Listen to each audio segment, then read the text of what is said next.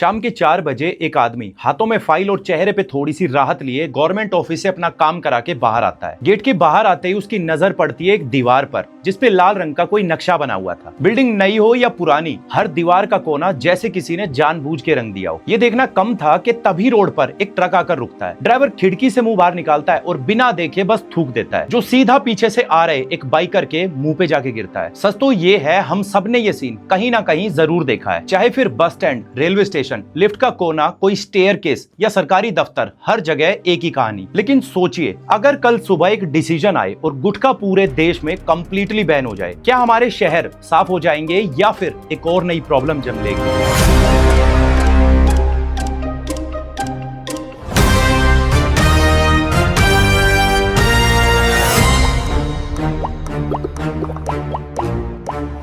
India में गुटखा सिर्फ एक प्रोडक्ट नहीं, एक डेली हैबिट बन चुका है। देश में 20 करोड़ लोग गुटखा खाते हैं, जो रशिया, जापान और बांग्लादेश की टोटल पॉपुलेशन से भी ज्यादा है, जिनमें खासकर ड्राइवर और डेली वेज वर्कर से लेके नाइट शिफ्ट एम्प्लॉइज और घंटों घंटों तक फील्ड जॉब करने वाले लोग होते हैं। कुछ दिन पहले जब मैं दिल्ली के चांदनी चौक गया वीडियो रिलेटेड कुछ सामान लेने के लिए, वहां जो मैंने देखा वो दिमाग हिला देने वाला था। एक तरफ हमारी हिस्ट्री और विरासत, वहीं दूसरी तरफ हर 5 कदम पे एक लाल पिचकारी। एग्जैक्टली वहीं से मुझे ये आइडिया आया कि गुटखा सिर्फ हेल्थ इशू नहीं बल्कि एक सिविक बिहेवियर इशू भी है। जब देश की राजधानी का ये हाल है तो बाकी शहरों का क्या? मैंने सोचा, क्या ये लोग घर पे भी ऐसे थूकते होंगे, और अगर नहीं तो फिर सड़क पर क्यों? या फिर हमने पब्लिक प्लेस और प्रॉपर्टी को लिटरली डस्टबिन समझ लिया है। हमारे देश में हर साल 1.5 लाख करोड़ से ज्यादा का गुटखा और पान मसाला बेचा जाता है। वहीं हर साल वेपन्स, टैंक्स और फाइटर जेट्स खरीदने के लिए लगभग 1 करोड़ 70 लाख खर्च किया जाता है। मतलब जितना हम देश की सुरक्षा के लिए नया सामान खरीदते हैं, लगभग उतने का गुटखा हम हर साल चबाकर थूक देते हैं। डाटा के हिसाब से त्रिपुरा और मणिपुर में 50% लोग ये कंज्यूम करते हैं। आईटीसी और डीएस ग्रुप जैसी कंपनी सिर्फ तंबाकू नहीं बेचती, लेकिन इनका सबसे प्रॉफिटेबल सेगमेंट यही है, जो डायरेक्टली किसानों से लेके छोटे दुकानदार और पान के खोखे तक लगभग 50 लाख लोगों को रोजगार देता है, जबकि इनडायरेक्टली ये नंबर 2.5 करोड़ क्रॉस कर जाता है। अगर बैन लगा तो उनका क्या होगा, जिनकी डेली सेल का बड़ा हिस्सा गुटखा प्रोडक्ट से आता है। सडन बैन का मतलब उनकी इनकम का सिग्निफिकेंट पार्ट एक झटके में खत्म हो जाना। इसी वजह से कई स्टेट्स में पार्शियल बैन्स लगाने के बाद इलीगल सप्लाई चेन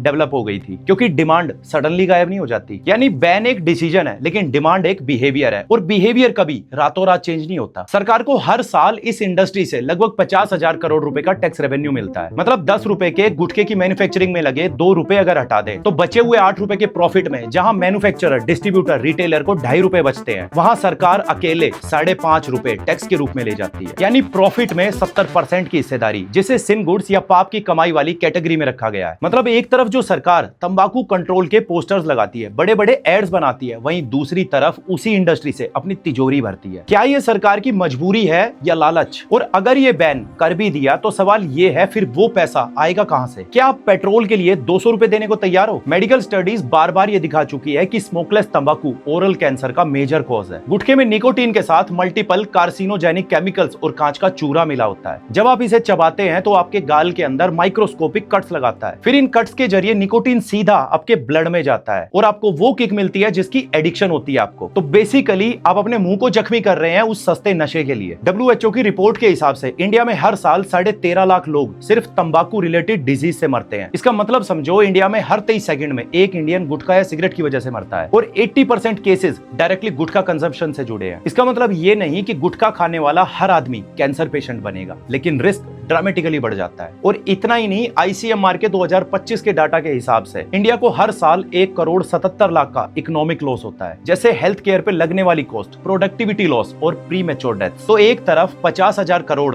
टैक्स आ रहा है, वहीं दूसरी तरफ 1.5 लाख करोड़ से ज्यादा का लॉस हो रहा है। फिर भी सवाल ये नहीं कि गुटखा हार्मफुल है या नहीं, सवाल ये है, अगर आज सच में गुटखा पूरी तरह बैन हो जाए तो इंडिया बदलेगा कैसे? सरकार ने टीवी पर डायरेक्ट तंबाकू या गुटखा बोल के प्रमोट करने पर बैन लगाया, तो इसे पान मसाला कह के दिखाया जाने लगा, और बड़े बड़े सेलिब्रिटीज केवल कुछ पैसों के लालच में इसे जुबा केसरी कह के प्रमोट करते हैं, जो सीधे तौर पे ब्रांड इमेज को स्ट्रॉन्ग बनाते हैं। जल के बिना जीवन की कल्पना भी बेकार है। अगर जीवन को बचाना है तो जल को भी बचाना होगा। राजश्री पान मसाला, स्वाद में सोच। यूथ ऑडियंस जब बार बार सेम ब्रांडिंग को देखती है तो क्यूरियोसिटी क्रिएट होती है और फर्स्ट ट्रायल के चांसेस बढ़ते हैं, और बस एक बार आदत लगने के बाद कंज्यूमर ऑटोमेटिकली रिपीट बायर बन जाता है। अब इसे गुटखा बोलो, तंबाकू बोलो या पान मसाला बोलो, बात एक ही है, क्योंकि पान के पत्ते को अगर डिहाइड्रेट कर दिया जाए तो पान मसाला बन जाता है, और फिर इसी मसाले में अगर तंबाकू मिला दिया जाए तो वो बन गया गुटखा, इसी में अगर चूना मिला दिया जाए तो वो खैनी बन जाती है। खैनी खाइएगा क्या? लेकिन बैन का मतलब ये नहीं कि लोग खाना छोड़ देंगे, यहां शुरू होगी असली ग्रे मार्केट। जैसे बिहार और गुजरात में जब शराब बंद की गई तो क्या हुआ, गलत तरीके से कारोबार शुरू हो गया। अब जो पैसा रेवेन्यू के रूप में सरकार को जाता था वो गैर कानूनी तरीके से माफियाओं के पास जाना शुरू हो गया, क्योंकि नशा जब इलीगल होता है तो उससे होने वाली कमाई सरकार के टैक्स में नहीं बल्कि गुंडा एलिमेंट्स की जेब में जाती है, वो भी प्रशासन और पुलिस की मर्जी से। तो क्या सिर्फ बैन काफी है? बिल्कुल नहीं। अगर एनफोर्समेंट सही से नहीं हुई तो ये सिर्फ एक और पेपर लॉ बन के रह जाएगा, और अगर अवेयरनेस नहीं दी गई तो लोग गुटखा छोड़कर किसी और घटिया सस्ते नशे की तरफ भागेंगे, क्योंकि जब तक डिमांड एग्जिस्ट करती है सप्लाई किसी न किसी फॉर्म में आ ही जाती है। सस्टेनेबल चेंज तब आता है जब बिहेवियर ग्रेजुअली शिफ्ट होता है, और इसके लिए जरूरी है अवेयरनेस कैंपेन्स जो रियलिस्टिक हो, सिर्फ वार्निंग नहीं। यूथ फोकस्ड प्रिवेंशन प्रोग्राम्स चलाए जाएं, डी एडिक्शन सपोर्ट सिस्टम लाया जाए, किसानों और छोटे वेंडरों के लिए ट्रांजिशन प्लानिंग जरूरी है, और इलीगल सप्लाई के अगेंस्ट स्ट्रिक्ट एनफोर्समेंट लाना होगा। यानी गोल केवल प्रोडक्ट हटाना नहीं बल्कि डिपेंडेंसी खत्म करना होना चाहिए। हाँ, बैन लगा तो शायद कुछ साल बाद हमारे रेलवे स्टेशन की दीवारें साफ दिखने लगेंगी, शायद पब्लिक बिल्डिंग्स की सफाई पर कम खर्चा हो, और शायद हॉस्पिटल में कुछ वार्ड्स का प्रेशर कम होगा। लेकिन अगर आदतें वही रही तो कोई ना कोई नया सब्स्टिट्यूट उसकी जगह ले ही लेगा। इसलिए सवाल सिर्फ एक प्रोडक्ट का नहीं, सवाल हमारी कलेक्टिव हैबिट्स का है। जय हिंद।